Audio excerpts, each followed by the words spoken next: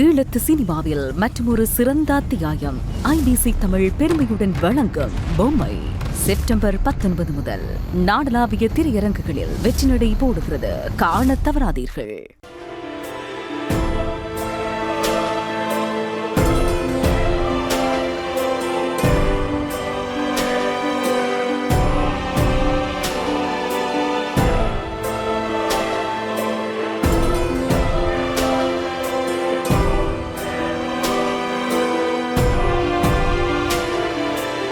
வணக்கம். மீண்டும் மற்றொரு ராஜ்யம் நிகழ்ச்சியினூடாக சந்தித்திருக்கின்றோம்.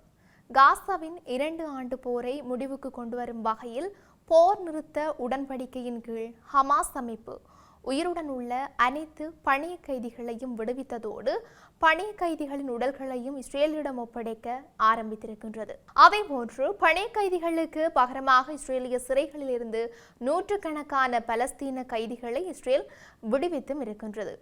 நேற்று குறுகிய விஜயமாக இஸ்ரேல் சென்ற அமெரிக்க ஜனாதிபதி டொனால்ட் ட்ரம்ப் இஸ்ரேலிய பாராளுமன்றத்தில் உரையாற்றியதோடு இராணுவ வெற்றியை அமைதியாக மாற்றும்படி அவர் வலியுறுத்தியும் இருந்தார். செஞ்சிலுவை சங்கத்தினூடாக உயிருடன் உள்ள அனைத்து பணைய கைதிகளையும் ஹமாஸ் விடுவித்த நிலையில் இஸ்ரேல் இராணுவம் அதை உறுதி செய்தும் இருக்கின்றது.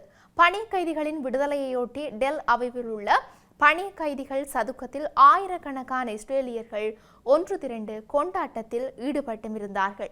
மறுபுறம் இஸ்ரேலிய சிறைகளில் இருந்த கைதிகள் மற்றும் தடுத்து வைத்தவர்கள் என சுமார் 2000 பலஸ்தீனர்களை இஸ்ரேல் விடுவித்தும் இருந்தது. இவர்கள் காசா பகுதி மற்றும் இஸ்ரேலின் ஆக்கிரமிப்பு மேற்கு கரையை சென்றடைந்திருந்தார்கள். இவர்களை ஆயிரக்கணக்கான பலஸ்தீனர்கள் ஒன்று திரண்டு வரவேற்றும் இருந்தார்கள். காசா போர் நிறுத்தத்தை வலுப்படுத்தும் வகையில் எகிப்தில் டொனால்ட் ட்ரம்ப் உட்பட உலக நாடுகளின் தலைவர்கள் கூடும் மாநாட்டுக்கு மத்தியிலேயே கைதிகள் பரிமாற்றம் இடம்பெற்றும் இருந்தது.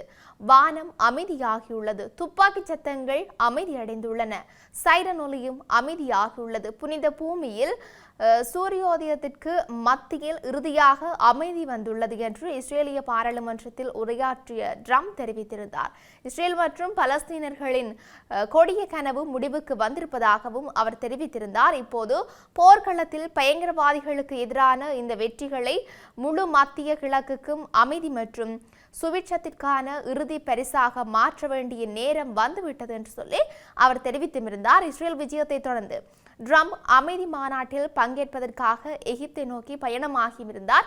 காசா போர் நிறுத்தத்தில் சிக்கலான அம்சங்கள் இன்னும் தீர்க்கப்பட வேண்டி உள்ளன என்றும் இஸ்ரேல் மற்றும் பலஸ்தீன மோதலில் நீண்டகால முட்டுக்கட்டைகள் இன்னும் அவ்வாறே உள்ளமையும் இங்கு குறிப்பிடத்தக்கதாக இருக்கின்றது. காசா போர் நிறுத்தத்தில் முதல் கட்டமாகவே பணிய கைதிகள் மற்றும் பலஸ்தீன கைதிகள் விடுவிக்கப்பட்டும் இருக்கின்றார்கள். இதனையொட்டி எகிப்து சுற்றுலா நகரான ஷார்ம் அல் ஷெய்க்கில் ட்ரம்ப் உட்பட உலக தலைவர்கள் நேற்று ஒன்று கூடி காசா போரை முடிவுக்கு கொண்டு வருவது மற்றும் மத்திய கிழக்கு அமைதி பேச்சுவார்த்தைகளை ஆரம்பித்திருந்தார்கள். இதில் 20க்கும் மேற்பட்ட உலக தலைவர்கள் எகிப்தில் கூடியிருந்தார்கள். இந்த போர் நிறுத்தத்தின் அடிப்படையாக உள்ள ட்ரம்பின் 20 அம்ச திட்டம் பற்றி அவர்கள் ஆலோசிப்பதாக இருந்தார்கள். கடந்த 2023 அக்டோபர் 7ஆம் தேதி பலஸ்தீன போராளிகள் இஸ்ரேல் மீது நடத்திய குண்டு தாக்குதலில் 1200 பேர் வரை கொல்லப்பட்டு 251 பேர் பணைய கைதிகளாக பிடிக்கப்பட்ட சம்பவத்தை தொடர்ந்து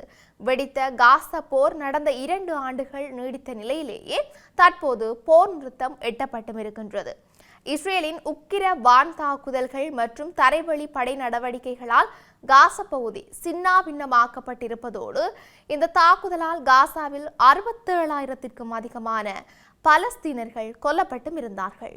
தொடர்ச்சியாக உக்ரைனுடனான போரை ரஷ்யா விரைவில் முடிவுக்கு கொண்டு வராவிட்டால் உக்ரைன் நீண்ட காலமாக கோரி வரும் டாமஹாக் ரக ஏவுகணைகளை அந்த நாட்டுக்கு தாங்கள் அளிக்கும் வாய்ப்புள்ளதாக அமெரிக்க ஜனாதிபதி டொனால்ட் ட்ரம்ப் எச்சரித்திருக்கின்றார்.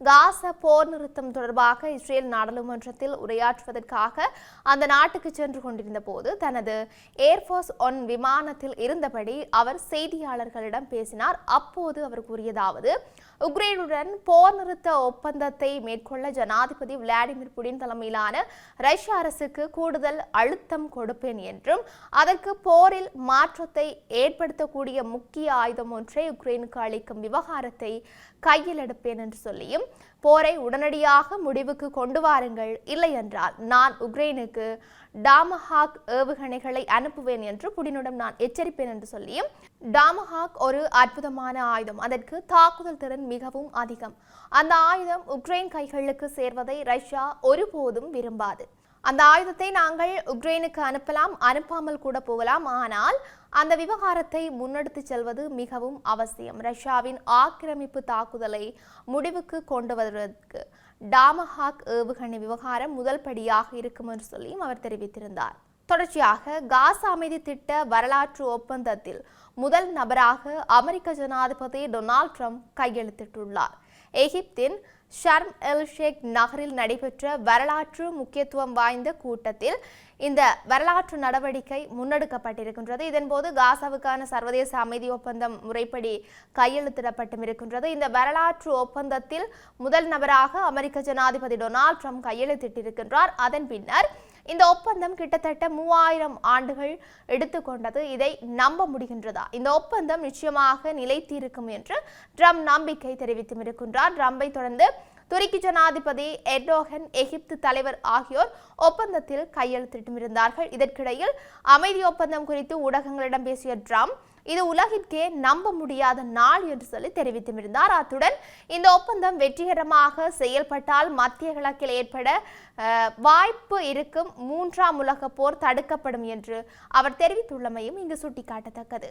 இப்படி இருக்க இஸ்ரேலிய நாடாளுமன்றத்தில் அமெரிக்க ஜனாதிபதி டொனால்ட் ட்ரம்ப் உரையாற்றி கொண்டிருந்த போது குறுக்கிட்ட 2 நாடாளுமன்ற உறுப்பினர்கள் பாதுகாப்பு அதிகாரிகளால் இழுத்துச் செல்லப்பட்டிருக்கின்றார்கள். ட்ரம்ப் தலைமையிலான சர்வதேச சமூகத்தின் தீவிர முயற்சிகளுக்கு பலன் கிடைத்ததால் மத்திய கிழக்கு பிராந்தியம் நேற்று அமைதியின் விடியலை கண்டதாக சர்வதேச ஊடகங்கள் தெரிவித்திருந்தன.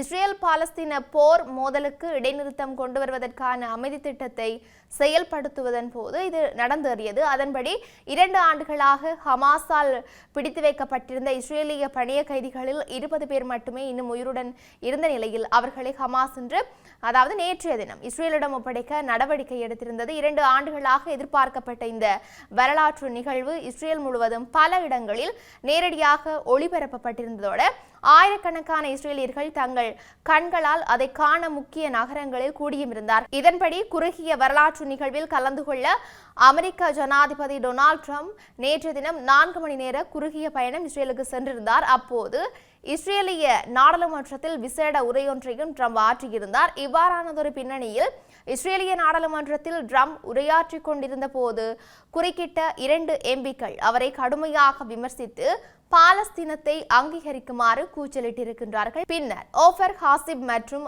ஐமன் எம்பிக்கள் இருவரும் அவர்களிடமிருந்த பதாகைகள் பறிக்கப்பட்டு பாதுகாப்பு அதிகாரிகளால் இழுத்துச் செல்லப்பட்டும் இருந்தார்கள். இவ்வாறு வெளியேற்றப்படுவதற்கு முன்பு ஓதே ஒரு காகிதத்தை உயர்த்தி பிடித்து பாலஸ்தீனத்தை அங்கீகரி என்று சொல்லி கூச்சலிட்டும் இருந்தார். இப்படி இருக்க உலகளவிய ரீதியில் இன்னும் என்னெல்லாம் நடக்கப் போகின்றது என்று நாங்களும் பொறுத்திருந்து பார்க்கலாம். மீண்டும் மற்றொரு பதிவினூடாக சந்திக்கலாம். வணக்கம்.